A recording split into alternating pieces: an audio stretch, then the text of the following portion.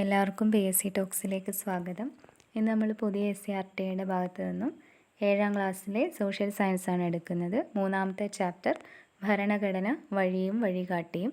അപ്പോൾ 1-2 ചാപ്റ്റർ നമ്മൾ കവർ ചെയ്തു.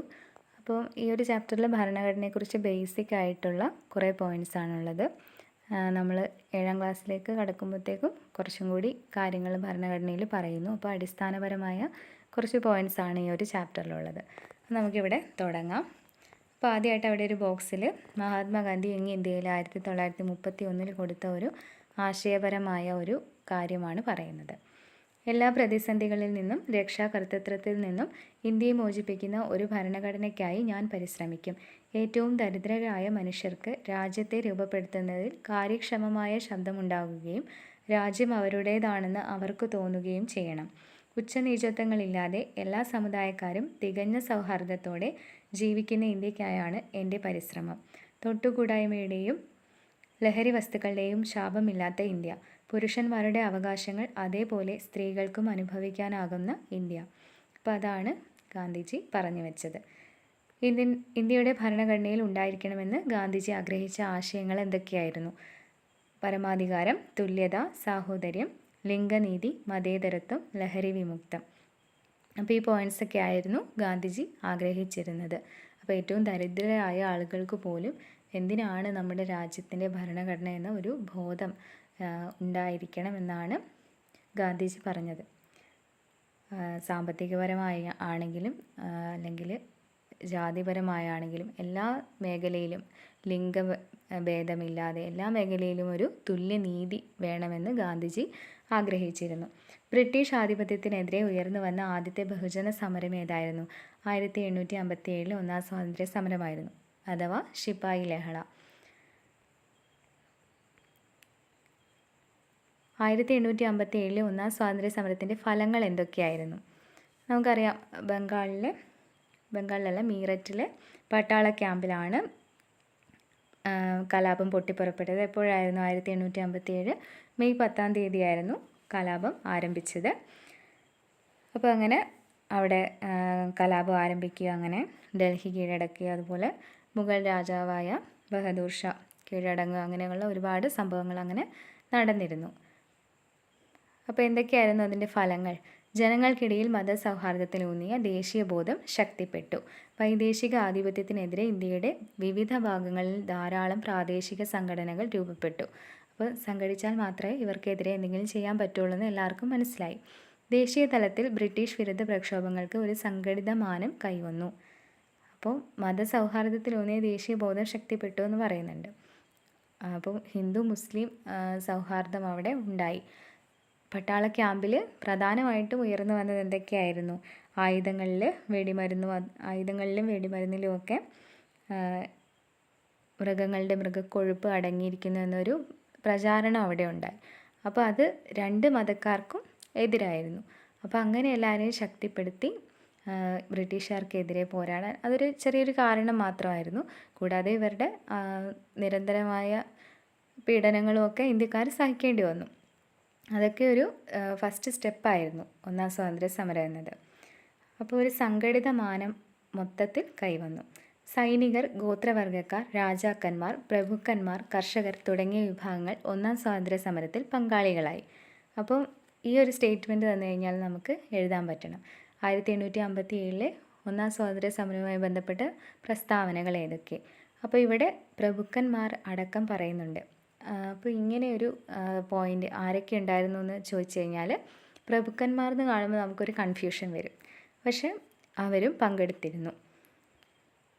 വൈദേശിക ആധിപത്യത്തിനെതിരെ ഇന്ത്യയിലെ വിവിധ ഭാഗങ്ങളിൽ രൂപപ്പെട്ട സംഘടനകൾ ഏതൊക്കെയായിരുന്നു?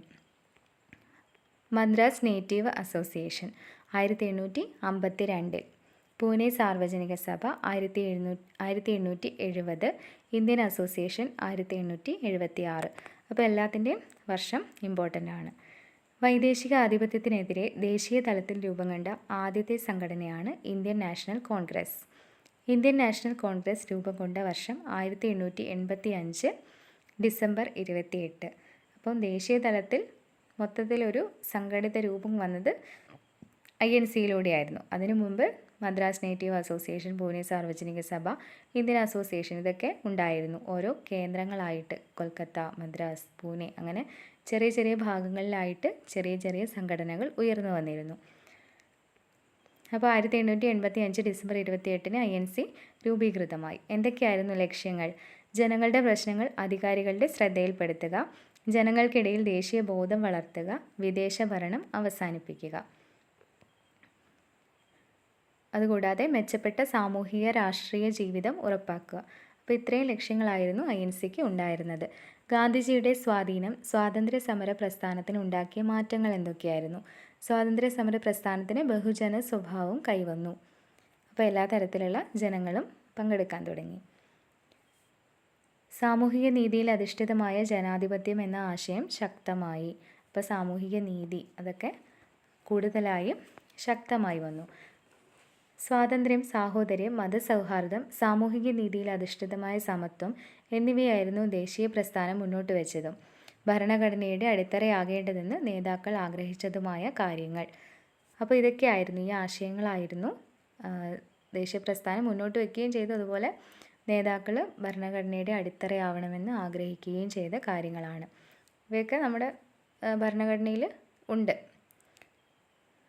ഭരണഘടന തയ്യാറാക്കുമ്പോൾ ഉൾപ്പെടുത്തേണ്ട ആശയങ്ങൾ: വ്യക്തി സ്വാതന്ത്ര്യത്തിന് പ്രാധാന്യം നൽകണം, പൗരാവകാശങ്ങൾ ഉറപ്പാക്കണം, എല്ലാ മതങ്ങൾക്കും തുല്യ പ്രാധാന്യം നൽകണം, സാമൂഹിക നീതി ഉറപ്പാക്കണം, ജനാധിപത്യ ഭരണം ശക്തിപ്പെടുത്തണം. അപ്പോൾ ഇതൊക്കെയാണ് ഒരു ഭരണഘടനയിൽ വേണ്ടതെന്നാണ് അവർ പറയുന്നത്. Government of India act. അപ്പം ഭരണഘടനയുടെ ഒരു പ്രധാന പിൻഗാമിയാണ് ഗവൺമെൻറ് ഓഫ് ഇന്ത്യ ആക്ട് 1935. റിപ്പബ്ലിക്കായി മാറുന്നത് വരെ ഇന്ത്യ പിന്തുടർന്ന നിയമസംഹിതയായിരുന്നു 1935 ഗവൺമെൻറ് ഓഫ് ഇന്ത്യ ആക്ട്. എന്തൊക്കെയായിരുന്നു സവിശേഷതകൾ? 321 ഭാഗങ്ങളും 10 പട്ടികകളും ഉണ്ടായിരുന്നു. ഇത് സ്റ്റേറ്റ്മെൻറ്റ് രീതിയിൽ ചോദിക്കാറുണ്ട്, അല്ലാതെ വൺ വേർഡ് ആയിട്ടും ചോദിക്കാറുണ്ട്. 321 ഓർത്ത് വയ്ക്കാൻ വേണ്ടിയിട്ട് നമുക്ക് ബാക്കിൽ നിന്ന് 1, 2, 3 പഠിക്കാം. അപ്പം 321 ഭാഗങ്ങളുണ്ട്, പിന്നെ 10 പട്ടികയും ഉണ്ട്. 6 പ്രവിശ്യകളിലും കേന്ദ്രത്തിലും ദ്വിമണ്ഡല സഭകൾ നിർദ്ദേശിച്ച നിയമം. അപ്പോൾ ദ്വിമണ്ഡല സഭകൾ പ്രവിശ്യകളിലും കേന്ദ്രത്തിലുമുണ്ട്. കേന്ദ്രത്തിനും അന്നത്തെ പ്രവിശ്യകൾക്കുമായി അധികാരം വിഭജിച്ച് നൽകിയ നിയമം. ദുർബല വിഭാഗങ്ങൾ, സ്ത്രീകൾ, തൊഴിലാളികൾ എന്നിവർക്ക് പ്രത്യേക മണ്ഡലങ്ങൾ അനുവദിച്ച നിയമം. അപ്പോൾ അവരുടെയൊക്കെ ഒരു മുന്നോട്ട് നയിക്കാൻ വേണ്ടിയിട്ട് അവർക്ക് പ്രത്യേക മണ്ഡലങ്ങൾ കൊണ്ടുവന്നു. അടുത്തതായി ഭരണഘടനാ നിർമ്മാണ സഭ. അപ്പോൾ ഗവൺമെൻറ് ഓഫ് ഇന്ത്യ ആക്ടിൻ്റെ പ്രധാന പോയിൻറ്റ്സുകൾ പഠിച്ചു വെക്കുക. അതൊക്കെ അടിസ്ഥാനമാക്കിയിട്ടാണ് നമ്മൾ ഭരണഘടന ഉണ്ടാക്കിയത്. ഭരണഘടന ഉണ്ടാക്കാൻ വേണ്ടി വന്ന സഭയാണ് ഭരണഘടനാ നിർമ്മാണ സഭ. ഭരണഘടനാ നിർമ്മാണ സഭ രൂപീകരിക്കാൻ കാരണമായ ദൗത്യം ഏതായിരുന്നു? Cabinet mission. 1946 രൂപീകരിച്ച ക്യാബിനറ്റ് മിഷൻ. ക്യാബിനറ്റ് മിഷൻ്റെ പ്രധാന നിർദ്ദേശങ്ങളിൽ ഒന്നായിരുന്നു സ്വതന്ത്ര ഇന്ത്യക്കായുള്ള ഒരു നിയമസംഹിത, ഒരു ഭരണഘടന ഉണ്ടാക്കുക എന്നതായിരുന്നു പ്രധാന ലക്ഷ്യം. ഭരണഘടനാ നിർമ്മാണ സഭ രൂപീകൃതമായത് 1946 ഡിസംബർ 6-നാണ്. ഭരണഘടനാ നിർമ്മാണ സഭയുടെ ആദ്യത്തെ സമ്മേളനം നടന്നത് ഡിസംബർ 9. അതേ വർഷം തന്നെ 3 ദിവസം കഴിഞ്ഞിട്ട് ഡിസംബർ 9-ാം തീയതി ആദ്യ സമ്മേളനം നടന്നു. ഭരണഘടനാ നിർമ്മാണ സഭയുടെ താൽക്കാലിക അധ്യക്ഷൻ ഡോക്ടർ സച്ചിദാനന്ദ സിൻഹ. അപ്പോൾ ആദ്യത്തെ സമ്മേളനത്തിൽ സച്ചിദാനന്ദ സിൻഹയെ തിരഞ്ഞെടുത്തു. എന്നാൽ പിന്നെ സ്ഥിരം അധ്യക്ഷനായിട്ട് രാജേന്ദ്ര പ്രസാദിനെ തിരഞ്ഞെടുത്തു. ഡോക്ടർ രാജേന്ദ്ര പ്രസാദിനെ സ്ഥിരം അധ്യക്ഷനായി തിരഞ്ഞെടുത്തു. അപ്പോൾ ഈ 2 പോയിൻറ്റും ചോദിക്കാറുണ്ട്. താൽക്കാലിക അധ്യക്ഷനായിരുന്നു, അതുപോലെ സ്ഥിരം അധ്യക്ഷൻ ആരായിരുന്നു. ഭരണഘടനയുടെ കരട് തയ്യാറാക്കുന്നതിന് വേണ്ടി രൂപീകരിച്ച കമ്മിറ്റിയായിരുന്നു ഭരണഘടന ഡ്രാഫ്റ്റിംഗ് കമ്മിറ്റി. ഡ്രാഫ്റ്റിംഗ് എഴുതി തയ്യാറാക്കാമെന്നാണ് ആ ഒരു പേരിൻ്റെ അർത്ഥം. അപ്പം കരട് തയ്യാറാക്കുന്നതിന് വേണ്ടിയുള്ള കമ്മിറ്റിയായിരുന്നു ഡ്രാഫ്റ്റിംഗ് കമ്മിറ്റി. ആരായിരുന്നു ചെയർമാൻ? Doctor BR Ambedkar. നമ്മുടെ ഭരണഘടനാ ശില്പിയായ അംബേദ്കർ ആയിരുന്നു ചെയർമാൻ. അതുകൊണ്ട് തന്നെ ഇന്ത്യൻ ഭരണഘടനയുടെ ശില്പി എന്നറിയപ്പെടുന്നത് BR അംബേദ്കർ ആണ്. മറ്റ് രാജ്യങ്ങളിലെ ഭരണഘടനയിലെ നല്ല വശങ്ങൾ നമ്മുടെ ഭരണഘടനയിലേക്ക് സ്വീകരിക്കാൻ ഡോക്ടർ BR അംബേദ്കർ 60ഓളം രാജ്യങ്ങളിലെ ഭരണഘടനകൾ പഠനത്തിന് വിധേയമാക്കി. അപ്പോൾ അത്രയും പഠനങ്ങൾ നടത്തിയിട്ടാണ്, അത്രയും കഷ്ടപ്പെട്ടിട്ടാണ് നമ്മുടെ ഭരണഘടന വന്നത്. ഇന്ത്യൻ ഭരണഘടനയുടെ സവിശേഷതകൾ എന്തൊക്കെയാണ്? ഫെഡറലിസം, ഏകപൗരത്വം, നിയമവാഴ്ച, മൗലിക കടമകൾ, പാർലമെൻ്ററി സമ്പ്രദായം, ജനങ്ങളുടെ പരമാധികാരം, മൗലിക അവകാശങ്ങൾ, മാർഗനിർദ്ദേശക തത്വങ്ങൾ, സാർവത്രിക പ്രായപൂർത്തി, വോട്ടവകാശം, സ്വതന്ത്ര നീതിന്യായ വ്യവസ്ഥ, എഴുതപ്പെട്ട ഭരണഘടനയാണ്. അതുപോലെ സംയുക്ത ഭരണവ്യവസ്ഥയാണ്. സംയുക്ത ഭരണവ്യവസ്ഥ. അപ്പോൾ ഇത്രയും പോയിന്റുകൾ നമുക്ക് അറിയാവുന്ന പോയിന്റുകൾ തന്നെയാണ്. ഒന്നുകൂടി ഒന്ന് റിവൈസ് ചെയ്ത് വെക്കുക. ഭരണഘടനയുടെ ധർമ്മങ്ങൾ എന്തൊക്കെയാണ്? പൗരന്മാരുടെ അവകാശങ്ങളും കടമകളും സ്ഥാപിക്കുക. എന്തൊക്കെയാണ് അവകാശങ്ങൾ? അവകാശങ്ങളുടെ തുല്യമായി തന്നെ കടമകളുമുണ്ട്. നമ്മൾ ആ അവകാശങ്ങൾക്ക് വേണ്ടി വാദിക്കുമ്പോൾ കടമകളെ മറന്നു പോകരുത്. രാജ്യത്തെ എല്ലാ ഭരണ സംവിധാനങ്ങളും ഭരണഘടനയ്ക്ക് വിധേയമായാണ് പ്രവർത്തിക്കുന്നതെന്ന് ഉറപ്പുവരുത്തുക. അപ്പോൾ ഭരണഘടന എന്നൊരു ബേസിക്കായ നിയമസംഹിത നമുക്കുണ്ട്. അപ്പോൾ അതിന് വിധേയമാണോ എന്ന് ഉറപ്പുവരുത്തുക. നാനാത്വത്തിൽ ഏകത്വം സംരക്ഷിക്കുക. വിവിധ ജാതി മതവിഭാഗങ്ങൾ, അതുപോലെ വിവിധ സംസ്കാരങ്ങൾ, അതിലൊക്കെ ഒരു ഏകത്വമായ ഒരു ഇന്ത്യ ഉണ്ടെന്ന് നമ്മൾ ഓർക്കണം. അതിനെ സംരക്ഷിച്ചു പോരണം. ഗവൺമെൻറ്റിൻ്റെ അധികാരങ്ങളും പരിമിതികളും വ്യക്തമാക്കുക. രാജ്യത്തിന് ദിശാബോധം നൽകുന്ന അടിസ്ഥാന രേഖയായി നിലകൊള്ളുക. രാജ്യത്തിൻ്റെ അടിസ്ഥാന മൂല്യങ്ങളും ആദർശങ്ങളും നിർവചിക്കുക. സ്വേച്ഛാധിപത്യത്തിനും അധികാര ദുർവിനിയോഗത്തിനും എതിരായ സംരക്ഷണ കവചമായി വർത്തിക്കുക. അപ്പോൾ ഇതൊക്കെയാണ് ഭരണഘടനയുടെ ധർമ്മങ്ങൾ. എഴുതപ്പെട്ട ഭരണഘടനയുള്ള രാജ്യങ്ങൾ. അപ്പോൾ ഈ ഒരു പോയിന്റ് ഇമ്പോർട്ടൻ്റ് ആണ്. എഴുതപ്പെട്ട ഭരണഘടനയുള്ള രാജ്യങ്ങൾ, അതുപോലെ എഴുതപ്പെടാത്ത ഭരണഘടനയുള്ള രാജ്യങ്ങൾ വേർതിരിക്കാനൊക്കെ കൂട്ടത്തിൽപ്പെടാത്തൊക്കെ ചോദിക്കാൻ സാധ്യതയുണ്ട്. ഇന്ത്യ, അമേരിക്ക, ഓസ്ട്രേലിയ, ബ്രസീൽ, ദക്ഷിണാഫ്രിക്ക. ഇത്രയാണ് എഴുതപ്പെട്ട ഭരണഘടനയുള്ള രാജ്യങ്ങൾ. ഇമ്പോർട്ടൻ്റ് ആയവയാണ്. അപ്പോൾ അമേരിക്കയാണ് ആദ്യത്തെ എഴുതപ്പെട്ട ഭരണഘടനയുള്ള രാജ്യം. അതുപോലെ ഏറ്റവും ചെറുതും അമേരിക്കയുടെ ഭരണഘടനയാണ്. ലോകത്തിലെ ഏറ്റവും വലിയ എഴുതപ്പെട്ട ഭരണഘടനയുള്ള രാജ്യം ആരുടേതാണ്? ഇന്ത്യയാണ്. ലോകത്തിലെ ഏറ്റവും പഴക്കം ചെന്നതും ചെറുതുമായ ഭരണഘടനയുള്ള രാജ്യം അമേരിക്ക. അടുത്തതായി ഭരണഘടന അനുസൃതമായി നിർമ്മിക്കപ്പെട്ട ചില നിയമങ്ങൾ. വനം വന്യജീവി സംരക്ഷണ നിയമം 1972, forest wild life conservation act. അപ്പോൾ ആ ഒരു വർഷം കൂടി നോട്ട് ചെയ്ത് വെക്കുക. വർഷം ഇമ്പോർട്ടൻ്റ് ആണ്. അതൊക്കെ ഈ നിയമങ്ങളെല്ലാം ഭരണഘടനയ്ക്ക് വിധേയമാണ്. ദേശീയ സുരക്ഷാ നിയമം, നാഷണൽ സെക്യൂരിറ്റി ആക്ട് 1980. അപ്പോൾ ഇതൊക്കെ നമ്മൾ പുതുതായിട്ട് കേൾക്കുന്ന പോയിന്റുകൾ. വന്യജീവി സംരക്ഷണ നിയമമൊക്കെ നമ്മൾ സാധാരണ കേൾക്കാറുണ്ട്. പക്ഷേ ദേശീയ സുരക്ഷാ നിയമം അങ്ങനെ റെയറാണ്. 1980 വന്നത്. അടുത്തതായിട്ട് ദുരന്ത നിവാരണ നിയമം 2005. നമുക്കറിയാം ഡിസാസ്റ്റർ മാനേജ്മെൻറ്റ് ആക്ട് 2005. ഭക്ഷ്യസുരക്ഷാ നിയമം 2013. Food security act. ഭൂപരിഷ്കരണ നിയമം 1969. വിവരാവകാശ നിയമം 2005. അഴിമതി നിരോധന നിയമം 1988. അതുപോലെ തൊഴിൽ നിയമം, മിനിമം വേജസ് ആക്ട് 1948. പരിസ്ഥിതി സംരക്ഷണ നിയമം 1986. അടുത്തതായിട്ട് കുട്ടികളുടെ അവകാശങ്ങൾ. കുട്ടികളുടെ അവകാശങ്ങളാണ് അടുത്ത പോയിന്റിൽ പറയുന്നത്. കുട്ടികളുടെ അവകാശങ്ങളുമായി ബന്ധപ്പെട്ട ഭരണഘടന അനുസൃതമായി നിർമ്മിക്കപ്പെട്ട നിയമങ്ങൾ. അപ്പോൾ അതിന് ഒരുപാട് നിയമങ്ങൾ ഉണ്ട്. ബാലവേല നിരോധന നിയമം 1986 വന്നത്. അതുപോലെ ബാലനീതി നിയമം 2000 വർഷം. വിദ്യാഭ്യാസ അവകാശ നിയമം 2009. ബാലവിവാഹ നിരോധന നിയമം 2006. ലൈംഗിക കുറ്റകൃത്യങ്ങളിൽ നിന്നും കുട്ടികളെ സംരക്ഷിക്കുന്നതിനുള്ള നിയമം, അതായത് പോക്സോ ആക്ട് 2012. അപ്പോൾ ഇത്രയും നിയമങ്ങളാണ്, ഈ 5 പോയിന്റുകളാണ് കുട്ടികളുടെ അവകാശവുമായി ബന്ധപ്പെട്ട് നിർമ്മിക്കപ്പെട്ട നിയമങ്ങൾ. കുട്ടികളുടെ അവകാശ ഉടമ്പടി നിലവിൽ വന്ന വർഷം 1989. അപ്പോൾ UN-ൻ്റെ നേതൃത്വത്തിൽ അവകാശ ഉടമ്പടി വന്നത് 1989. ഇന്ത്യൻ ഭരണഘടനയുടെ രൂപീകരണത്തിനുള്ള സമയം. എത്ര സമയമെടുത്തിട്ടാണ് ഡ്രാഫ്റ്റിംഗ് കമ്മിറ്റി ഇന്ത്യൻ ഭരണഘടനയുടെ കരട് തയ്യാറാക്കിയത്? 2 വർഷം 11 മാസം 17 ദിവസം. അപ്പോൾ ഇതാണ് SCERT-യിലെ പോയിന്റ്. 18 ദിവസം ചിലയിടത്ത് കാണാം. 17 ദിവസമാണ് SCERT-യിൽ കൊടുത്തിരിക്കുന്നത്. ഭരണഘടനാ നിർമ്മാണ സഭ ഭരണഘടന അംഗീകരിച്ച ഒപ്പുവെച്ച ദിവസം 1949 നവംബർ 26. അപ്പം ഭരണഘടനാ നിർമ്മാണ സഭയിലെ എല്ലാ അംഗങ്ങളും ഭരണഘടന അംഗീകരിച്ച് ഒപ്പുവെച്ചത് ഈ ഒരു ഡേറ്റിലാണ്. അതുപോലെ ഈ ഒരു ഡേറ്റാണ് ആമുഖത്തിൽ പ്രതിപാദിക്കുന്ന ഡേറ്റ്. ഭരണഘടനാ ദിനം എന്നാണ്? നവംബർ 26. അന്ന് ക്ഷീരദിനവും കൂടിയാണ് നമ്മുടെ വർഗീസ് കുര്യൻ്റെ മിൽക്ക് മാൻ ഓഫ് ഇന്ത്യയുടെ ജന്മദിനമാണ് നവംബർ 26. അതും കൂടി ഒന്ന് നോട്ട് ചെയ്ത് വെക്കുക. ഇന്ത്യൻ ഭരണഘടന നിലവിൽ വന്നത്, അതായത് ഇന്ത്യ റിപ്പബ്ലിക് ആയത് 1950 ജനുവരി 26. അതുകൊണ്ട് തന്നെ ഇന്ത്യയുടെ റിപ്പബ്ലിക് ദിനം എന്നാണ് ജനുവരി 26-നാണ്.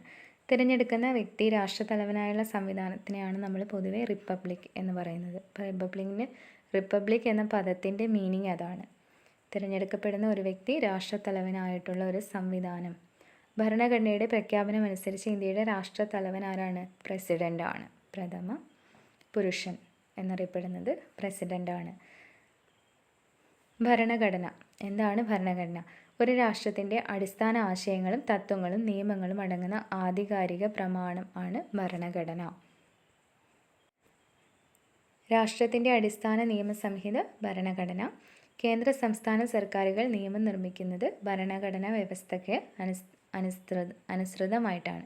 ഭരണഘടനാ വ്യവസ്ഥകൾ അനുസരിച്ചാണ് കേന്ദ്ര സംസ്ഥാന സർക്കാരുകൾ നിയമങ്ങൾ നിർമ്മിക്കുന്നത്.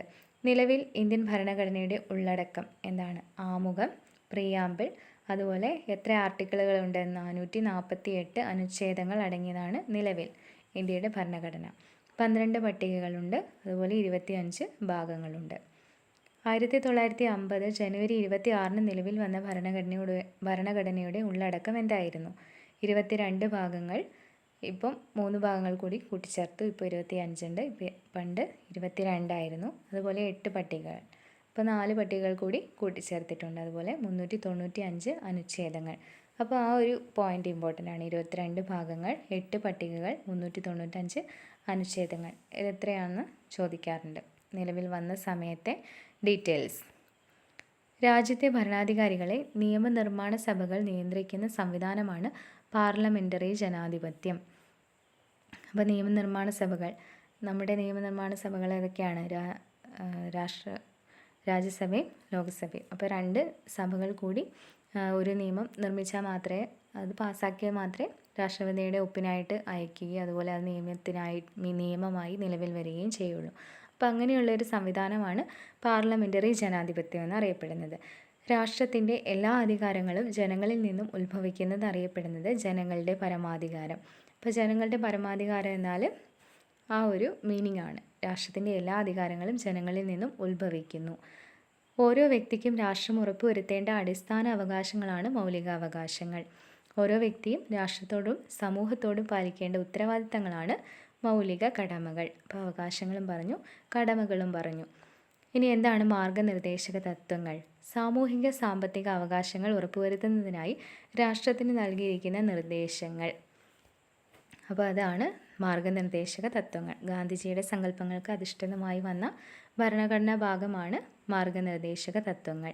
എല്ലാ പൗരന്മാരും നിയമത്തിന് വിധേയരാണെന്നും ആരും നിയമത്തിന് അതീതരല്ലെന്നും അറിയപ്പെടുന്നത് നിയമവാഴ്ച. നിയമവാഴ്ചയുടെ ഒരു ഡെഫിനേഷനാണ് അവിടെ കൊടുത്തിരിക്കുന്നത്. എല്ലാ പൗരന്മാരും ഒരുപോലെയാണ്. ആർക്കും അതിന് ഒരു കൺസെഷനോ അതുപോലെ ഒരു വിട്ടുനിൽക്കലോ ഇല്ല. അതാണ് നിയമവാഴ്ച. നിശ്ചിത പ്രായപൂർത്തിയായ എല്ലാവർക്കും വോട്ട് ചെയ്യാനുള്ള അവകാശമാണ് സാർവത്രിക പ്രായപൂർത്തി വോട്ടവകാശം. നിലവിൽ 18 വയസ്സാണ് പ്രായപൂർത്തി വോട്ടവകാശം. അപ്പോൾ അതിനുശേഷമുള്ള എല്ലാവർക്കും വോട്ട് ചെയ്യാൻ അവകാശമുണ്ട്. നിയമനിർമ്മാണ കാര്യനിർവഹണ വിഭാഗങ്ങളിൽ നിന്നും സ്വതന്ത്രമാക്കപ്പെട്ട കോടതി സംവിധാനമാണ് സ്വതന്ത്രവും നിഷ്പക്ഷവുമായ നീതിന്യായ വ്യവസ്ഥ. അപ്പോൾ അങ്ങനെ ഒരു നീതിന്യായ വ്യവസ്ഥ ഉണ്ടെങ്കിൽ മാത്രമേ നമ്മുടെ രാജ്യത്തിൻ്റെ പുരോഗതിക്കും രാജ്യത്തിൻ്റെ എല്ലാ കാര്യങ്ങളും സുഗമമായി നടക്കുകയുള്ളൂ. അധികാരം കേന്ദ്രത്തിനും സംസ്ഥാനങ്ങൾക്കുമായി വിഭജിക്കപ്പെടുന്ന സംവിധാനമാണ് ഫെഡറലിസം. ഫെഡറലിസത്തിൻ്റെ മീനിങ്ങോടെ പറഞ്ഞു. അടുത്തതായി ഏകപൗരത്വം. സംസ്ഥാനങ്ങൾക്കായി പ്രത്യേക പൗരത്വമില്ലാതെ രാജ്യത്തുള്ള ഒറ്റ പൗരത്വമാണ് ഏകപൗരത്വം. ഇന്ത്യയിൽ ഏകപൗരത്വമാണ് നിലവിലുള്ളത്. അടുത്തതായിട്ട് പോക്സോ ആക്ടിൻ്റെ ഡീറ്റെയിൽസ് ആണ്. ലൈംഗിക കുറ്റകൃത്യങ്ങളിൽ നിന്നും കുട്ടികളെ സംരക്ഷിക്കുന്നതിനുള്ള നിയമം 2012. പോക്സോ ഭയരഹിതമായും സുരക്ഷിതമായും സമൂഹത്തിൽ ജീവിക്കാൻ ഓരോ കുട്ടിക്കും അവകാശമുണ്ട്. ഇന്ത്യൻ ഭരണഘടന ഉറപ്പു നൽകുന്ന അവകാശങ്ങൾ ലിംഗഭേദമില്ലാതെ നടപ്പിലാക്കുന്നതിന് ബാലസൗഹൃദ നടപടികൾ ഉൾക്കൊള്ളിച്ചുകൊണ്ട് നിലവിൽ വന്ന നിയമമാണിത്. ലൈംഗിക ചൂഷണത്തിനിരയാകുന്ന കുട്ടികൾക്ക് നിയമസംരക്ഷണവും നീതിയും ഉറപ്പാക്കുന്നതിനായി ഇന്ത്യൻ പാർലമെൻറ്റ് 2012 പാസ്സാക്കിയ നിയമം. അപ്പോൾ കുട്ടികൾക്ക് വേണ്ടിയിട്ട് ലൈംഗികപരമായ ചൂഷണങ്ങളിൽ നിന്നും രക്ഷ കൊടുക്കാൻ വേണ്ടി ഇന്ത്യൻ പാർലമെൻറ്റ് 2012 പാസ്സാക്കിയ നിയമമാണിത്. POCSO act 2012, protection of children from sexual offences act 2012. അപ്പോൾ പൂർണ്ണരൂപമൊക്കെ പഠിച്ചു വെക്കുക. പോക്സോ നിയമപ്രകാരം 18 വയസ്സിന് താഴെ പ്രായമുള്ളവരെയാണ് കുട്ടികളായി പരിഗണിക്കുന്നത്. പോക്സോ നിയമത്തിൽ ആൺ പെൺ വ്യത്യാസമില്ലാതെ കുട്ടി എന്നാണ് ഉപയോഗിച്ചിരിക്കുന്നത്. ഇതെപ്പോഴും ചോദിക്കാറുണ്ട്. ആൺ പെൺ വ്യത്യാസമില്ലാതെ 18 വയസ്സിൽ താഴെയുള്ള കുട്ടി എന്നാണ് പോക്സോ നിയമത്തിൽ പറയുന്നത്. നിയമത്തിന് രാഷ്ട്രപതിയുടെ അംഗീകാരം ലഭിച്ചത് 2012 ജൂൺ 19 പോക്സോ നിയമം നിലവിൽ വന്നത് 2012 നവംബർ 14 ശിശുദിനത്തിൻ്റെ അന്നാണ് നിലവിൽ വന്നത്. അപ്പോൾ രാഷ്ട്രപതിയുടെ അംഗീകാരം ലഭിച്ച ഡേറ്റ് ഇമ്പോർട്ടൻ്റ് ആണ്, അത് പഠിച്ചു വെക്കുക. 2012 ജൂൺ 19. ലൈംഗിക അതിക്രമണ കേസുകൾ ഉണ്ടായാൽ അത് റിപ്പോർട്ട് ചെയ്യേണ്ടത് ആർക്കാണ്? Special juvenile police unit or local police. അപ്പോൾ പോക്സോ കേസ് വന്നു കഴിഞ്ഞാൽ നമുക്ക് അങ്ങനെ ഒരു സംശയം തോന്നിക്കഴിഞ്ഞാൽ നമ്മൾ സ്പെഷ്യൽ ജുവനൈൽ പോലീസിനെ അല്ലെങ്കിൽ ലോക്കൽ പോലീസിനെ നമുക്ക് അറിയിക്കാം. ലൈംഗിക അതിക്രമണ കേസുകൾ റിപ്പോർട്ട് ചെയ്യുന്നത് പോക്സോ നിയമത്തിലെ ഏത് വകുപ്പ് പ്രകാരമാണ്? 19-ാം വകുപ്പ് പ്രകാരമാണ് റിപ്പോർട്ട് ചെയ്യുന്നത്. അപ്പോൾ ഇതൊക്കെ പോക്സോ ഒക്കെ പുതിയതായിട്ട് ആഡ് ചെയ്ത പോയിന്റുകളാണ്. അപ്പോൾ അതിൻ്റെ ഇമ്പോർട്ടൻ്റ് ആയ വകുപ്പുകളും അതുപോലെ കാര്യങ്ങളും ഒക്കെ ആണ് ഈ ഒരു ഭാഗത്തുള്ളത്. ഇമ്പോർട്ടൻ്റ് ആണ്. നമുക്ക് പെട്ടെന്നൊരു വകുപ്പ് ചോദിക്കുമ്പോൾ നമ്മൾ വിചാരിക്കും അയ്യോ പോക്സോയിൽ ഇല്ലാത്ത വകുപ്പ് ഒക്കെ ചോദിച്ചു എന്ന് നമ്മൾ ചിലപ്പോൾ വിചാരിക്കും. പക്ഷേ അത് SCRTയിൽ പോയിൻ്റായിട്ട് കൊടുത്തിട്ടുണ്ട്. പോക്സോ കേസുകൾ കൈകാര്യം ചെയ്യുന്ന ഉദ്യോഗസ്ഥർ അറിയപ്പെടുന്നത് ചൈൽഡ് വെൽഫെയർ പോലീസ് ഓഫീസർ. അപ്പോൾ ആ ഒരു പേര്, അങ്ങനെ ആ ഒരു പോസ്റ്റ് കറക്റ്റായിട്ട് ഉണ്ട്. നമുക്ക് കൈകാര്യം ചെയ്യുന്ന ഉദ്യോഗസ്ഥരുടെ പേര് CWPO, child welfare police officer. Kerala സംസ്ഥാന ബാലാവകാശ സംരക്ഷണ കമ്മീഷൻ പോക്സോ നിയമത്തിൻ്റെ ഏത് വകുപ്പ് പ്രകാരമാണ് പോക്സോ നിരീക്ഷണ സംവിധാനം, പോക്സോ മോണിറ്ററിംഗ് സെല്ല് കൊണ്ടുവന്നത്? 44-ാം വകുപ്പ്. അപ്പോൾ 44-ാം വകുപ്പിൻ്റെ പ്രാധാന്യം എന്താണ്? പോക്സോ നിരീക്ഷണ സംവിധാനം കൊണ്ടുവന്നു. പോക്സോ കുറ്റകൃത്യങ്ങളിൽ ഏർപ്പെടുന്ന വ്യക്തിക്ക് ഈ നിയമം കഠിന ശിക്ഷ വ്യവസ്ഥ ചെയ്യുന്നു. ലൈംഗിക പീഡനത്തിനുള്ള ശിക്ഷയെക്കുറിച്ച് പ്രതിപാദിക്കുന്ന പോക്സോ നിയമത്തിലെ വകുപ്പ് 12-ാം വകുപ്പ്. അപ്പോൾ ശിക്ഷയെക്കുറിച്ച് പറയുന്നത് 12-ാം വകുപ്പിലാണ്. നമ്മൾ പറഞ്ഞു റിപ്പോർട്ടിനെ കുറിച്ച് പറയുന്നത് വകുപ്പ് 19 44 എന്തായിരുന്നു? പോക്സോ നിരീക്ഷണ സംവിധാനം. ഇപ്പോൾ 12 പറഞ്ഞു ശിക്ഷ, ലൈംഗിക പീഡനത്തിനുള്ള ശിക്ഷയെക്കുറിച്ച് പറയുന്നു. ശിക്ഷ എന്തൊക്കെയാണ്? എത്രയാണ്? 3 വർഷം വരെ ആകാവുന്ന ലഘു അല്ലെങ്കിൽ കഠിന തടവും പിഴയും. അടുത്തതായിട്ട് പോക്സോ ഭേദഗതി നിയമം 2019. ഇപ്പോൾ 2019 ചില ഭേദഗതികളോടെ നിയമം നിലവിൽ വന്നു. പോക്സോ ഭേദഗതി നിയമം 2019 രാജ്യസഭ പാസ്സാക്കിയത് എപ്പോഴാണ്? 2019 ജൂലൈ 24. ലോകസഭ പാസ്സാക്കിയത് 2019 ഓഗസ്റ്റ് 1-നും പ്രസിഡന്റ് ഒപ്പുവെച്ചത് 2019 ഓഗസ്റ്റ് 5-നും അതുപോലെ നിയമം നിലവിൽ വന്നത് ഓഗസ്റ്റ് 6-നുമാണ്. അപ്പോൾ ഈ ഒരു 4 ഡേറ്റും ഇമ്പോർട്ടൻ്റ് ആണ്. ഓഗസ്റ്റ് 6-നാണ് നിലവിൽ വന്നത്. തലേ ദിവസമാണ് പ്രസിഡന്റ് ഒപ്പുവെച്ചത്. 4 ദിവസം മുന്നെയാണ് ലോകസഭ പാസ്സാക്കിയത്. അതിനു മുന്നേ ജൂലൈ 24-ന് രാജ്യസഭയും പാസ്സാക്കി. അടുത്തതായി ഭരണഘടനാ ഭേദഗതി. എന്താണ് ഭരണഘടനാ ഭേദഗതി? നമ്മൾ പറഞ്ഞു ഇപ്പോൾ ഒരു ഭേദഗതി 2019 പോക്സോ ആക്ടിൽ കൊണ്ടുവന്ന ഭേദഗതി. പ്രധാനമായിട്ടും വധശിക്ഷ, പോക്സോ ആക്ടിലെ പ്രതികളുടെ കുറ്റം വധശിക്ഷ വരെ ആകാവുന്ന കുറ്റമാക്കി മാറ്റി. അതായിരുന്നു പ്രധാന മാറ്റം വന്നത്. കൂടാതെ മറ്റ് ചില മാറ്റങ്ങൾ കൂടി പോക്സോ ആക്ടിൽ വന്നു. അപ്പോൾ എന്താണ് ഭരണഘടനാ ഭേദഗതി? മാറുന്ന സാമൂഹിക ആവശ്യങ്ങൾക്കനുസരിച്ച് ഭരണഘടനയിൽ മാറ്റങ്ങൾ വരുത്തുന്ന പ്രക്രിയ. അപ്പോൾ ആ ഒരു പ്രക്രിയയാണ് ഭരണഘടനാ ഭേദഗതി. അപ്പോൾ നമ്മുടെ വർഷങ്ങൾക്ക് മുന്നേ ഉണ്ടാക്കി വെച്ച നിയമങ്ങൾക്ക് ചിലപ്പോൾ സാമൂഹിക മാറ്റങ്ങൾക്കനുസരിച്ച് പുതിയ ഒന്നെങ്കിൽ ആഡ് ചെയ്യേണ്ടി വന്നേക്കാം, അല്ലെങ്കിൽ മാറ്റിക്കളയേണ്ടി വന്നേക്കാം ഓരോ നിയമങ്ങൾ. അപ്പോൾ അതിനനുസരിച്ച് നമ്മൾ ഭേദഗതി കൊണ്ടുവരുന്നു. ഭരണഘടനയുടെ അടിസ്ഥാന ഘടന ഭേദഗതി ചെയ്യാൻ പാടില്ല. അപ്പോൾ അങ്ങനെ പറഞ്ഞ കേസ് ഏതാണ്? കേശവാനന്ദ ഭാരതി VS കേരള സർക്കാർ 1973 ഭരണഘടനയുടെ അടിസ്ഥാന ഘടനയിൽ യാതൊരു മാറ്റവും വരുത്തുവാൻ പാടില്ലെന്ന് സുപ്രീം കോടതി വിധിച്ചു. ഭരണഘടന ഭേദഗതി ചെയ്യുന്ന നടപടിക്രമത്തെക്കുറിച്ച് പ്രഖ്യാപിക്കുന്ന ഭരണഘടനാ വകുപ്പ് അനുച്ഛേദം 368 ഭാഗം 20. അപ്പം ഭരണഘടനാ ഭേദഗതി എന്ന ആശയം ഭാഗം 20-ലാണ് കൊടുത്തിരിക്കുന്നത്. അനുച്ഛേദം ചോദിക്കുകയാണെങ്കിൽ 368. ഭരണഘടന ഭേദഗതി ചെയ്യുന്നതിനുള്ള അധികാരമുള്ളത് പാർലമെൻറ്റിനാണ്. ഭരണഘടനാ ഭേദഗതി എന്ന ആശയം ഇന്ത്യ കടമെടുത്തിരിക്കുന്നത് ദക്ഷിണാഫ്രിക്ക. നമ്മുടെ ഭരണഘടന ആദ്യമായിട്ട് ഭേദഗതി ചെയ്ത് 1951 അപ്പോൾ പ്രഥമ ഭേദഗതി എന്നുള്ള രീതിയിൽ നമുക്ക് 51 ഒന്നാമത്തെ ഭേദഗതി എന്ന് ഓർത്തു വയ്ക്കാം. ഭരണഘടനയുടെ ആമുഖം എത്ര തവണ ഭേദഗതി ചെയ്തിട്ടുണ്ട്? ഒരു തവണ. ആകെ ഒരു തവണയെ ഭേദഗതി ചെയ്തിട്ടുള്ളൂ. ഇതുവരെ 2024 ജൂലൈ വരെ എത്ര തവണ ഇന്ത്യൻ ഭരണഘടന ഭേദഗതി ചെയ്തിട്ടുണ്ട്? 106. അപ്പോൾ 106 ഭേദഗതി വരെ നടന്നിട്ടുണ്ട്. ആമുഖം ഭരണഘടനയുടെ ഭാഗമല്ല എന്ന് സുപ്രീം കോടതി വിധിച്ച കേസാണ് ബെറുബാറി യൂണിയൻ കേസ് 1960. ആമുഖം ഭരണഘടനയുടെ ഭാഗമാണെന്ന് സുപ്രീം കോടതി വിധിച്ച കേസ് കേശവാനന്ദ ഭാരതി vs കേരള സർക്കാർ 1973. അപ്പോൾ ഈ കേസുകളുടെ ഡീറ്റെയിൽസൊക്കെ എപ്പോഴും ചോദിക്കാറുണ്ട്, നമുക്ക് ഫെമിലിയറായി മാറിയിട്ടുണ്ട്. അപ്പോൾ ഇതൊക്കെ ഒരു ഏതാണ് ആ കറക്റ്റ് സ്റ്റേറ്റ്മെൻ്റ് അനുസരിച്ച് നമുക്ക് കണ്ടെത്താൻ കഴിയണം. ആമുഖമായിട്ട് ബന്ധപ്പെട്ടാണെങ്കിൽ കേശവാനന്ദ ഭാരതി, അതുപോലെ ആമുഖം ഭരണഘടനയുടെ ഭാഗമല്ല എന്ന് പറയുന്നതാണെങ്കിൽ ബെറുബാറി കേസാണ്. കാസർഗോഡ് എടനീർ മഠത്തിൻ്റെ അധിപതിയായിരുന്ന കേശവാനന്ദ ഭാരതി 1973 കേരള സർക്കാരിനെതിരെ നൽകിയ കേസായിരുന്നു 1973 കേശവാനന്ദ ഭാരതി vs കേരള സർക്കാർ. ഭരണഘടനയുടെ അടിസ്ഥാന ഘടനയിൽ യാതൊരു മാറ്റവും വരുത്താൻ പാടില്ലെന്ന് സുപ്രീം കോടതി വിധിച്ച കേസാണ് ഇത്. അപ്പം മഠത്തിൻ്റെ സ്ഥലത്തിൻ്റെ കൈമാറ്റവുമായി ബന്ധപ്പെട്ട് സർക്കാർ ഏറ്റെടുക്കുന്നതുമായി ബന്ധപ്പെട്ട ഒരു പ്രശ്നം ഉണ്ടായപ്പോഴാണ് അവിടെ മഠാധിപതി കേസിന് വേണ്ടിയിട്ട് പോയത്. അപ്പോൾ ഒന്നാം ഭേദഗതി എന്തൊക്കെയായിരുന്നു? 1951 ഒന്നാം ഭേദഗതി നടന്നിരുന്നു. അന്ന് പ്രധാനമന്ത്രിയായിരുന്നത് ജവഹർലാൽ നെഹ്റു, അതുപോലെ പ്രസിഡൻ്റ് ആയിരുന്നത് രാജേന്ദ്ര പ്രസാദാണ്. നമ്മുടെ ആദ്യത്തെ പ്രധാനമന്ത്രിയും പ്രസിഡൻറ്റും.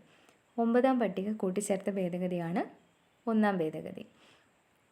അടിയന്തരാവസ്ഥ സമയത്ത് അഭിപ്രായ സ്വാതന്ത്ര്യത്തിന് നിയന്ത്രണം ഏർപ്പെടുത്താൻ വ്യവസ്ഥ ചെയ്ത ഭേദഗതി. അപ്പോൾ ഈ പോയിൻ്റൊക്കെ നോട്ട് ചെയ്ത് വെക്കുക. അടിയന്തരാവസ്ഥ കാലത്ത് അഭിപ്രായ സ്വാതന്ത്ര്യത്തിന് നിയന്ത്രണം ഏർപ്പെടുത്താൻ വ്യവസ്ഥ ചെയ്ത ഭേദഗതിയാണ് ഒന്നാം ഭേദഗതി. അടുത്തതായി 42ാം ഭേദഗതി 1976. പ്രധാന ഭേദഗതികളാണ് നമ്മളിവിടെ ചർച്ച ചെയ്യുന്നത്. അന്ന് പ്രധാനമന്ത്രി ആയിരുന്നത് ഇന്ദിരാഗാന്ധിയാണ്, അതുപോലെ പ്രസിഡന്റ് ഫക്രുദ്ദീൻ അലി അഹമ്മദാണ്.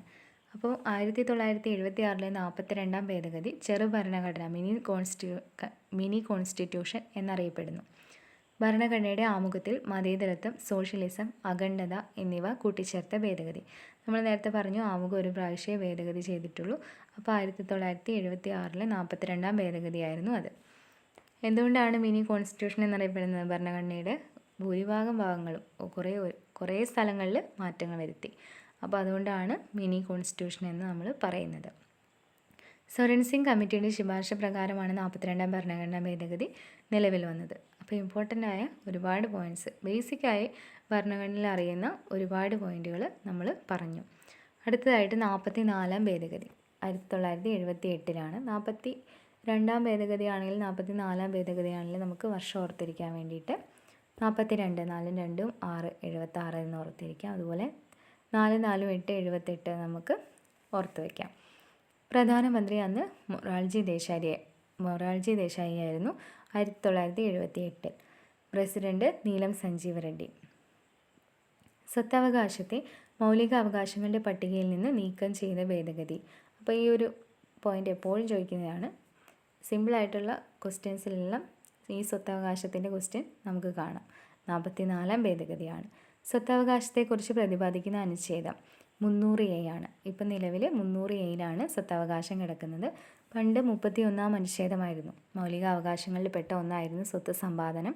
അതവിടെ നിന്ന് മാറ്റി 300Aയിൽ കൊണ്ടുവച്ചിട്ടുണ്ട്. സ്വത്തവകാശത്തെക്കുറിച്ച് പ്രതിപാദിക്കുന്ന ഭരണഘടനാ ഭാഗം 12 മുമ്പ് ഭാഗം 3, അതായത് മൗലിക അവകാശങ്ങളെക്കുറിച്ച് പറയുന്ന ഭാഗത്തിലായിരുന്നു ഉണ്ടായിരുന്നത്. അപ്പോൾ നിലവിൽ 12 അടുത്തതായി 73ാം ഭേദഗതി എപ്പോഴായിരുന്നു? 1992 73ാം ഭേദഗതി. പ്രധാനമന്ത്രി PV നരസിംഹറാവു, അതുപോലെ പ്രസിഡന്റ് ശങ്കർ ദയാൽ ശർമ്മയായിരുന്നു. നമുക്ക് PV ശങ്കർ എന്ന് ഓർത്ത് വെച്ചാൽ ഈ രണ്ട് പ്രധാനമന്ത്രിയെയും പ്രസിഡന്റിനെയും ഓർത്ത് വയ്ക്കാൻ പറ്റും. PV ശങ്കർ എന്ന് നോട്ട് ചെയ്ത് വെക്കുക. പഞ്ചായത്ത് രാജിന് ഭരണഘടനാ സാധുത നൽകിയ ഭേദഗതിയാണ് 73ാം ഭേദഗതി. പഞ്ചായത്തി രാജ് നിയമം എന്നറിയപ്പെടുന്ന ഭേദഗതി 73 അതുപോലെ 11ാം പട്ടിക ഭരണഘടനയിൽ കൂട്ടിച്ചേർത്ത ഭേദഗതി 73. അടുത്തതായി 74ാം ഭേദഗതി 1992 തന്നെയാണ് വർഷം. അതും നമുക്ക് പ്രധാനമന്ത്രിയും പ്രസിഡൻറ്റും സെയിം ആണ്. PV ശങ്കർ എന്ന് ഓർത്ത് വെച്ചാൽ മതി. PV നരസിംഹറാവും ശങ്കർ ദയാൽ ശർമ്മയും. നഗരപാലിക നിയമം, അതായത് മുനിസിപ്പാലിറ്റി നിയമം എന്നറിയപ്പെടുന്ന ഭരണഘടനാ ഭേദഗതിയാണിത്. 12ാം പട്ടിക ഭരണഘടനയിൽ കൂട്ടിച്ചേർത്തു. അടുത്തതായി 86ാം ഭേദഗതി എപ്പോഴാണ് വന്നത്? 2002 വന്നത്. പ്രധാനമന്ത്രി AB വാജ്പേയി, അതുപോലെ പ്രസിഡന്റ് APJ അബ്ദുൽ കലാം. അപ്പോൾ 86ാം ഭേദഗതിയിൽ നമുക്ക് ഓർത്ത് വയ്ക്കുകയാണെങ്കിൽ AB AP എന്ന് ഓർത്ത് വയ്ക്കാം. പ്രധാനമന്ത്രിയും പ്രസിഡൻറ്റും AB AP എന്ന് ഓർത്ത് വയ്ക്കുക. വിദ്യാഭ്യാസം മൗലിക അവകാശമാക്കിയ ഭരണഘടനാ ഭേദഗതിയാണ് 2002 86ാം ഭേദഗതി. അനുച്ഛേദം 21A കൂട്ടിച്ചേർത്തു. മൗലിക അവകാശങ്ങളിലേക്ക് 21A കൂട്ടിച്ചേർത്തു. ഏതൊരു കുട്ടിക്കും വിദ്യാഭ്യാസം ലഭിക്കണം എന്ന് പറയുന്ന ഒരു ഭേദഗതിയായിരുന്നു ഇത്. 86ാം ഭേദഗതി അനുസരിച്ച് 2009 ഓഗസ്റ്റ് 4 നിലവിൽ വന്ന നിയമമാണ് വിദ്യാഭ്യാസ അവകാശ നിയമം 2009. അപ്പോൾ ആ ഭേദഗതി അനുസരിച്ചാണ് 2009 ഓഗസ്റ്റ് 4 നിയമം നിലവിൽ വന്നത്. 6 മുതൽ 14 വയസ്സ് വരെ പ്രായമുള്ള കുട്ടികൾക്ക് സൗജന്യവും നിർബന്ധിതവുമായ വിദ്യാഭ്യാസം ഉറപ്പുവരുത്തുന്ന നിയമമാണ് വിദ്യാഭ്യാസ അവകാശ നിയമം 2009. അപ്പോൾ ആ ഒരു വയസ്സും നോട്ട് ചെയ്ത് വെക്കുക. 6 മുതൽ 14 വയസ്സ് വരെയുള്ള കുട്ടികൾക്കാണ് സൗജന്യ വിദ്യാഭ്യാസം പറയുന്നത്. കുട്ടികളുടെ അവകാശങ്ങൾ സംരക്ഷിക്കുന്നതിന് വേണ്ടി ദേശീയ തലത്തിൽ രൂപം കൊണ്ട സ്ഥാപനമാണ് ദേശീയ ബാലാവകാശ കമ്മീഷൻ. സംസ്ഥാന തലത്തിൽ അതുപോലെ സംസ്ഥാന ബാലാവകാശ കമ്മീഷനും നിലവിലുണ്ട്. മലാല യൂസഫ്സായിക്കൊപ്പം സമാധാനത്തിനുള്ള നോബൽ സമ്മാനം 2014 ലഭിച്ച കൈലാഷ് സത്യാർത്ഥി ബാലവേലയ്ക്കെതിരെ പ്രവർത്തിക്കുന്നതിനായി രൂപം നൽകിയ സംഘടനയാണ് ബച്പൻ ബചാവോ ആന്തോളൻ. അപ്പം അതിൽ 3-4 പോയിൻറ്റ്സ് ഉണ്ട്. മലാല യൂസഫ്സായിക്കൊപ്പം ആരാണ് നോബൽ സമ്മാനം പങ്കിട്ടതെന്ന് ചോദിച്ചാൽ നമുക്ക് കൈലാഷ് സത്യാർത്ഥി എന്ന് എഴുതാം. അതുപോലെ ഏത് വർഷമായിരുന്നു? 2014 വർഷം. അതുപോലെ കൈലാഷ് സത്യാർത്ഥിയുടെ സംഘടന ബച്പൻ ബചാവോ ആന്തോളൻ, അത് ബാലവേലയ്ക്കെതിരെ പ്രവർത്തിച്ച ഒരു സംഘടനയായിരുന്നു. അടുത്തതായി 101ാം ഭേദഗതി, റീസെൻ്റായിട്ട് ഉണ്ടായിരുന്ന 101ാം ഭേദഗതി 2016. പ്രധാനമന്ത്രി നരേന്ദ്രമോദി, പ്രസിഡന്റ് പ്രണബ് കുമാർ മുഖർജി. GSTയെ കുറിച്ച് പ്രതിപാദിക്കുന്ന ഭരണഘടനാ ഭേദഗതിയാണ് 101. GST നിലവിൽ വന്നത് 2017 ജൂലൈ 1. അപ്പോൾ GSTയുടെ ഭേദഗതി എപ്പോഴും ചോദിക്കാറുണ്ട്. മിക്ക പരീക്ഷകളിലും നമുക്ക് കാണാം 101ാം ഭേദഗതിയാണ്. 2017 ജൂലൈ 1 നിലവിൽ വന്നു. GSTയുമായി ബന്ധപ്പെട്ട് കൂട്ടിച്ചേർത്ത അനുച്ഛേദം 246A ആണ്. 246A കൂട്ടിച്ചേർത്തു. അതുപോലെ GST കൗൺസിലുമായി ബന്ധപ്പെട്ട് കൂട്ടിച്ചേർത്ത അനുച്ഛേദം 279A ആണ്. 79 കൗൺസിൽ എന്ന് ഓർത്ത് വയ്ക്കാം. 106ാം ഭേദഗതി 2023. ഇപ്പോൾ 2023 106ാം ഭേദഗതിയാണ് ഏറ്റവും അടുത്ത് നമുക്ക് നടന്ന ഒരു ഭേദഗതി. പ്രധാനമന്ത്രി നരേന്ദ്രമോദിയാണ്, അതുപോലെ പ്രസിഡന്റ് ദ്രൗപദി മുർമുവാണ്. ലോക്സഭ, സംസ്ഥാന നിയമസഭകൾ, ഡൽഹി നിയമസഭ എന്നിവിടങ്ങളിൽ വനിതകൾക്ക് 33% സീറ്റുകൾ സംവരണം ചെയ്ത ഭേദഗതിയായിരുന്നു ഇത്. അപ്പോൾ എവിടേക്കാണ്? ലോക്സഭ, സംസ്ഥാന നിയമസഭകൾ, അതുപോലെ ഡൽഹി നിയമസഭ. ഇപ്പോൾ ഡൽഹി നിയമസഭയെ നമുക്ക് എടുത്തു പറയുന്നുണ്ട്, മറ്റ് കേന്ദ്രഭരണ പ്രദേശങ്ങളിൽ ഇല്ല എന്നും നോട്ട് ചെയ്ത് വെക്കുക. അപ്പോൾ നമുക്ക് 106ാം ഭേദഗതി പ്രകാരം എവിടെയൊക്കെ സംവരണം 33% സീറ്റുകളിൽ സംവരണം ഉണ്ടെന്ന് ചോദിച്ചാൽ നമുക്ക് ഇങ്ങനെ ഓരോ ഓപ്ഷൻ തരുവാണെന്ന് കരുതിക്കോ. അപ്പോൾ ഡൽഹി നിയമനിർമ്മാണ സഭ, പുതുച്ചേരി നിയമനിർമ്മാണ സഭ, അതുപോലെ ലഡാക്ക്, അങ്ങനെ പറയുകയാണെങ്കിൽ നമുക്ക് വേർതിരിച്ചറിയാൻ പറ്റണം. ഡൽഹിക്ക് മാത്രമേ ആ ഒരു ഇമ്പോർട്ടൻസ് ഉള്ളൂ, ബാക്കി ലോക്സഭയും സംസ്ഥാന നിയമസഭകളുമാണ്. വനിതകൾക്ക് 33% സീറ്റ് സംവരണം വ്യവസ്ഥ ചെയ്യുന്നതിലൂടെ ഭേദഗതി വരുത്തുന്ന ആർട്ടിക്കിൾ ഏത് ആർട്ടിക്കിളിലാണ്? 239AA ആണ്. അപ്പം ആ ഒരു ആർട്ടിക്കിൾ ഇമ്പോർട്ടൻ്റ് ആണ്. 239AA അന്ന് ഭേദഗതി വരുത്തിയത്. വനിതാ സംവരണ ബില്ലിന് രാഷ്ട്രപതിയുടെ അംഗീകാരം ലഭിച്ചത് 2023 സെപ്റ്റംബർ 28. അപ്പോൾ ആ ഒരു പോയിൻ്റ്, രാഷ്ട്രപതിയുടെ അംഗീകാരം ലഭിച്ച ആ ഒരു ഡേറ്റും ഇമ്പോർട്ടൻ്റ് ആണ്. അതുപോലെ നമ്മുടെ പുതിയ പാർലമെൻറ്റ് മന്ദിരത്തിൽ വെച്ച് പാസ്സാക്കിയ ആദ്യത്തെ നിയമമാണ് ഇത്. നിയമങ്ങൾ നടപ്പിലാക്കുമ്പോൾ വിവിധ തരം വെല്ലുവിളികൾ ഉണ്ടാകുന്നതിൻ്റെ കാരണങ്ങൾ എന്തൊക്കെയാണ്? ജനങ്ങളുടെ വ്യത്യസ്തമായ താല്പര്യങ്ങൾ, ജനഹിതം പൂർണ്ണമായും ഉൾക്കൊള്ളാത്ത നിയമനിർമ്മാണങ്ങൾ. അപ്പം ജനങ്ങളുടെ വ്യത്യസ്തമായ താല്പര്യങ്ങൾ ഉള്ളതുകൊണ്ട് തന്നെ എല്ലാ ജനങ്ങളുടെയും നമുക്ക് പരിഗണിക്കാൻ പറ്റില്ല. ഭൂരിഭാഗത്തിൻ്റെ മാത്രമേ നമുക്ക് പരിഗണിക്കാൻ പറ്റൂ. പൂർണ്ണമായും ഉൾക്കൊള്ളാൻ കഴിയുന്നില്ല. നിയമങ്ങളെക്കുറിച്ചുള്ള അറിവില്ലായ്മ. അപ്പം പൊതുജനത്തിന് പലർക്കും പല അറിവായിരിക്കും, പല സാഹചര്യങ്ങളായിരിക്കും. അപ്പോൾ ഇതൊക്കെ നിയമങ്ങൾ നടപ്പിലാക്കുമ്പോൾ വരുന്ന വെല്ലുവിളികളാണ്. അപ്പോൾ ഈ ഒരു ചാപ്റ്റർ ഇവിടെ അവസാനിക്കുകയാണ്. അപ്പം ഭരണഘടനയുടെ ബേസിക്കായ കുറേ പോയിൻറ്റ്സ് പറഞ്ഞു. ഇമ്പോർട്ടൻ്റ് ആയ അതുപോലെ എപ്പോഴും ചോദിക്കുന്ന റാൻഡം ആയിട്ടുള്ള ഒരുപാട് ക്വസ്റ്റ്യൻസ് ഉണ്ട്. അപ്പോൾ അടുത്തൊരു ക്ലാസ്സായിട്ട് വീണ്ടും കാണാം. താങ്ക്